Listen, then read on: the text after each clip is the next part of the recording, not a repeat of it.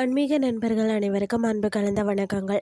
இன்றைக்கு நாங்கள் ஆன்மீகம் சம்பந்தமான பதிவில் நில சிக்கல் தீர்க்கம் பூமிநாதன் கல்லிடைக்குறிச்சி ஆதிவராக பெருமாளை பற்றி பார்க்கலாமா வாங்க. பொதுவாக வராகமூர்த்தி என்றாலே நின்ற கோலத்தில் தான் பெரும்பாலான தலங்களில் காட்சி தருவார்.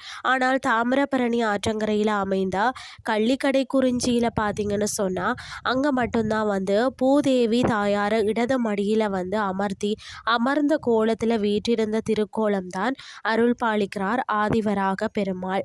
இந்த தலத்தின் சிறப்புகள் அற்புதங்கள் என்னன்னு சொல்லி தான் நாம் இன்றைக்கு பார்க்க போகிறோம். குபேரன் வழிபட்ட தலமாகவும் காணப்படுகிறதாம். அதாவது செவ்வகங்களுக்கெல்லாம் அதிபதியான குபேரன் இந்த தல வராகமூர்த்தியை பிரதிஷ்டை செய்து வழிபட்டாராம்.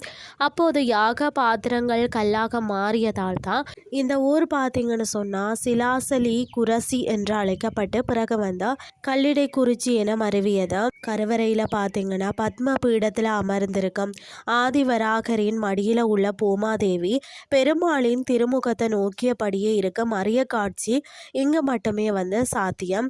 வழக்கமாக பார்த்தீங்கன்னா ஒரே சந்நிதியில் இருக்கும் தாயார்கள் இங்கு பெருமாளுக்கு இடதுபுறமும் தனித்தனி சந்நிதிகளில் எழுந்தருளி அருள் பாலிக்கிறாங்க. நித்திய கல்யாண பெருமாள் எப்போதும் தாயாருடன் வீற்றிருப்பதால் கல்யாணபுரி என்றும் அழைக்கப்படுகிறார். அது மட்டும் இல்லாமல் திருமண தடை நீங்க இங்கு சிறப்பு வழிபாடு செய்யப்படுகிறது. கர்நாடக சங்கீத மும்மூர்த்திகளுக்குள்ள ஒருவரான முத்துசுவாமி தீட்சதர் இந்த தல பெருமாளின் புகழ தனது கீர்த்தனையில் போற்றி பாடியுள்ளாராம்.